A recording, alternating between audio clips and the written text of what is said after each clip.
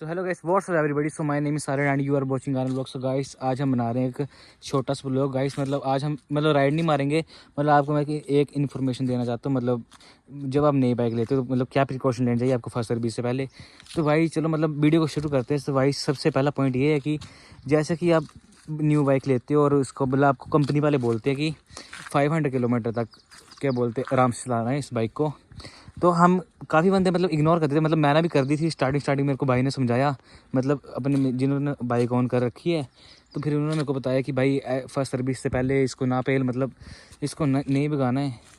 नहीं भगाने का मेन रीज़न ये होता है कि मतलब जैसे कि आप मान लो कि जैसे आपकी बाइक के अंदर क्रैंक है, पिस्टन, तो मतलब उनका जो सरफेस होता है भाई इस पर थोड़ा सा रफ होता है। वो हमें आंखों से तो नहीं दिखेगा, पर मतलब जैसे हम माइक्रो लेवल से देखते हैं, मतलब किसी लेंस वगैरह से देखते, तो हमें वहाँ पे थोड़ी रफनेस दिखाई देती है। तो मतलब इस कारण हमें न्यू बाइक को नहीं ज़्यादा रैप करना चाहिए। इस कारण हमारा इंजन हार्म होता है। और मतलब जो मतलब हम नए इंजन के साथ रैविंग करते हैं, मतलब उससे हमारी लॉन्ग टर्म के लिए इंजन को भी इफेक्ट पड़ता है।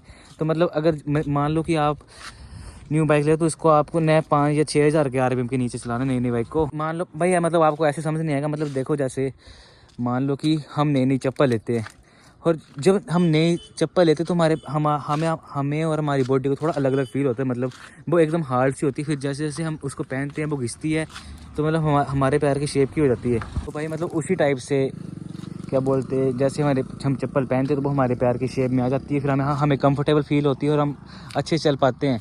तो जैसे भाई हम इसका मतलब जो पिस्टन होते हैं, गियर शाफ्ट वगैरह होते हैं, टाइमिंग चेन वगैरह होती है, वो अगर फर्स्ट सर्विस तक हम इसको कम रेविंग पे चलाएंगे, कम थ्रोटल देंगे, तो धीरे धीरे खुद सेट हो जाती है। तो भाई ढंग से हो जाता है, मतलब स्मूथनेस बनी रहती है, और आपका इससे लॉन्ग टर्म के लिए इंजन भी ठीक रहता है। और भाई क्या मतलब जैसे कुछ बंदे होते हैं मतलब डेली बाइक पेलते, जैसे मैं भी पेलता हूँ। अगर आपके पास पैसा है तो मतलब आप डेली पेलो, तो फिर तो आपको कोई टेंशन नहीं होनी चाहिए। मतलब कुछ होगा, मतलब पिस्टन किट वगैरह जाएगी तो आप डलवा सकते हो।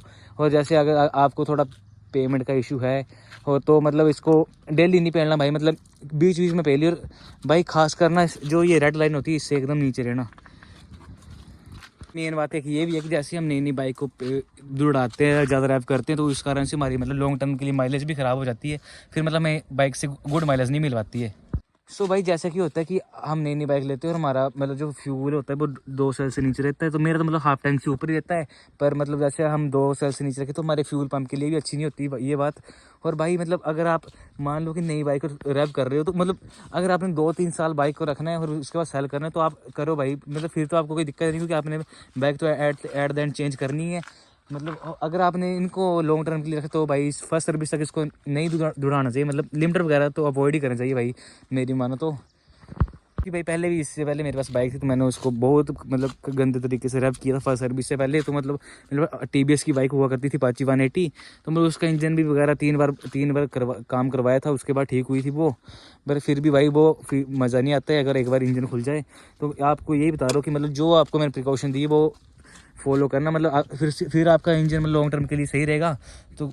तो ठीक है भाई, इस ब्लॉग को यहीं पे एंड करते हो। और कल एक बहुत हाइपर राइड, मतलब जो इससे अगला ब्लॉग है वो बहुत हाइपर राइड का होगा, तो भाई सपोर्ट करते रहना। तो मिलते हैं हम नए ब्लॉग में, तब तक आप सिनेमैटिक एंजॉय करो।